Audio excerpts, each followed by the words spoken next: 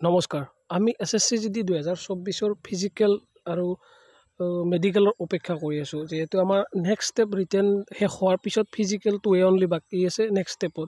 তাৰপিছত আমাৰ মেডিকেল হ'ব গৈ আছে। তো আমি নেক্সট ষ্টেপৰ কাৰণে সকলোৱে বহুত ভালদৰে প্ৰিপাৰেশ্যন হয়তো কৰি আছোঁ। তো তাৰ বাবে কিছু লাষ্ট 2 বছৰ অনুভৱৰ পৰা অকণমান মই টিপছ এণ্ড ট্ৰিক্স শ্বেয়াৰ কৰিম বুলি ভাবিলোঁ, যাতে SSCGD 2024 কেণ্ডিডেটসকলৰ কোনো ধৰণৰ অসুবিধা নহয়। কাৰণ যোৱা বছৰ ফিজিকেল টাইমত বহুত ধৰণৰ সমস্যাৰ সন্মুখীন মই নিজে হৈছিলোঁ। তো সেই অনুভৱৰ পৰা আজিৰ এই ভিডিঅ'টো মই কৰিব গৈ আছোঁ। তো প্ৰথম কথা হ'ল, আমাৰ ফিজিকেলৰ টাইমত আমাৰ জৰুৰী কি, আমাৰ ৰানিং। তো আমি ৰানিং প্ৰেক্টিছটো এতিয়াৰ পৰা কৰিবই লাগিব। যেতিয়া আমাৰ এডমিট আহিব, তেতিয়া যদি আমি ৰানিং ষ্টাৰ্ট কৰোঁ, হয়তো আমি কোৱালিফাই নহ'ব পাৰিম। তো বহুতে সকলোৱে ৰানিং অলৰেডি আৰম্ভ কৰিছে। তাত ৰানিঙৰ টিপছ আজি মই এই ভিডিঅ'টোত দিব লগা মই জৰুৰী বুলি নাভাবোঁ, কাৰণ 5 কিলোমিটাৰ ৰানিং সকলোৱে পাছ কৰিব। তো তেনে ক্ষেত্ৰত নেক্সট আমাৰ ফিজিকেলত থাকিল আমাৰ হাইট, চেষ্ট আৰু ৱেইট, লগতে নৰ্মেল ডকুমেণ্ট ভেৰিফিকেশ্যন। আমি এই পইণ্টকেইটাৰ ভিতৰত যিকেইটা ইম্পৰ্টেণ্ট সেইকেইটা আজি এই ভিডিঅ'টোত আলোচনা কৰিম। এতিয়া কথা হ'ল, যোৱা বছৰ কি হৈছে, SSCGD 40ত আমাৰ নৰ্মেলি 170 লাগে, আৰু আমাৰ এনে নৰ্থ ইষ্টাৰ্ণ ৰিজনত 165 চেণ্টিমিটাৰৰ প্ৰয়োজন হাইটটো ল'ৰাৰ ক্ষেত্ৰত। তো মই 167 থকাৰ পিছত, লগতে মোৰ লগত বহুকেইজন 167, 166, 167.2 তেনেকুৱা হাইটৰ ল'ৰাই হাইটত ফেইল কৰিছে যোৱা বছৰ। এইটো বহুতে হয়তো নাজানে, আৰু বহুতে হয়তো জানে, কাৰণ মই সেইটো ভিডিঅ'ত বহুত ভিজ গৈছিল। সেই ভিডিঅ' চাই বহুতে মোৰ লগত জড়িত হৈছিল। তো হাইটত 167 থকাৰ পিছতো আমাক CRPF বা BSF ৰিজেক্ট কৰিব পাৰে। এনে ক্ষেত্ৰত আছাম ৰাইফলে তেনেকুৱা নকৰে। আমি যিমানখিনি দেখিছোঁ CRPF আৰু BSFকে দেখিছোঁ। তো তেনে ক্ষেত্ৰত কি হ'ল, আমি যোৱা বছৰ কোৰ্টত কেছ কৰি কেনে হাইটটো পাছ কৰিব লগা হ'ল।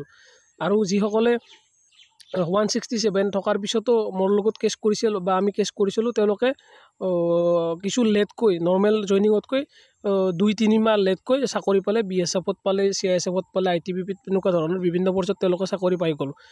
তেওঁলোকৰ ভুল কি আছিল? তেওঁলোকৰ ভুল একোৱেই নাছিল। বাছ CRPFে লাগিছিল যে এই ল'ৰাজনৰ হাইট কম আছে, প্ৰথম জোখতে কিবা কম পালে, আৰু পিছত ৰিকুৱেষ্ট কৰাৰ পিছতো তেওঁলোকে ৰিটাৰ্ণ ভালকৈ হাইটটো নুজুখিলে।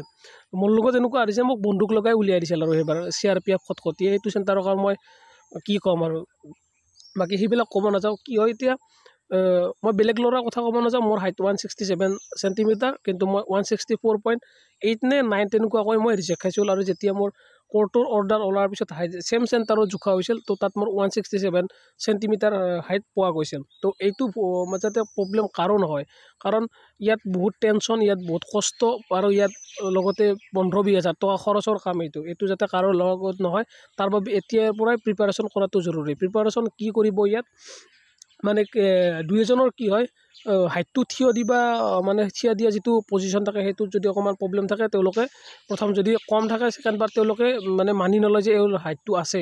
প্ৰথম যদি কম দেখে, তেওঁলোকে ৰজা যিহেতু তাতে, তো তেওঁলোকে বাৰম্বাৰ ক'লেও ভালকৈ জোখক। তো তেওঁলোকে হাইটটো প্ৰথমবাৰ যি আছিল সেইটোৱে মানি লয়। তো এতিয়াৰ পৰাই আমাৰ যিডাল হাইট জোখা থাকে, আমাৰ ওচৰৰ সৰু সৰু যিবিলাক স্বাস্থ্যকেন্দ্ৰ থাকে, তাত থাকে। তো তাত একবাৰ থিয় হৈ প্ৰিপাৰেশ্যন কৰাটো জৰুৰী, যে কেনেকৈ ভালকৈ থিয় দিলে আমাৰ হাইটটো পাৰফেক্ট ওলায়। ইউটিউবতো বহুত ভিডিঅ' আছে কেনেকৈ থিয় দিব লাগে, সেই ৰিলেটেড ভিডিঅ'বিলাক চাইছে সকলোকে এতিয়াৰ পৰা প্ৰিপাৰেশ্যন কৰা, যাতে কোনেও হাইটত ৰিজেক্ট হ'ব নালাগে। লগতে চেষ্টত বহুতৰ চেষ্ট কম থাকে, যেতিয়া আমাৰ ইণ্টাৰভিউ টাইম হ'ব, তেতিয়া আমি চেষ্টটো বঢ়াব নোৱাৰোঁ। তো এতিয়াৰ পৰাই আমি চেষ্টটো বঢ়াব লাগিব। যিবিলাক এক্সাৰচাইজ থাকে, বুক ডাউন, এইবিলাক মাৰি চেষ্টটো এতিয়াৰ পৰা সকলোৱে বঢ়াওক।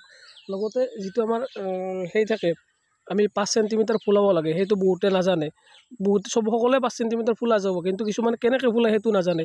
তো তাৰ বাবেও ৰিজেক্ট হ'ব লগা হয়। তো সেইটো প্ৰিপাৰেশ্যন এতিয়াৰ পৰাই ভালদৰে কৰক। লগতে নেক্সট পইণ্ট আহিল আমাৰ ওজনটো। যদি অভাৰৱেইট থাকে, ফিজিকেল টাইমত ৰিজেক্ট কৰিব পাৰে বা অভাৰৱেইট বুলি লিখিব লাগে।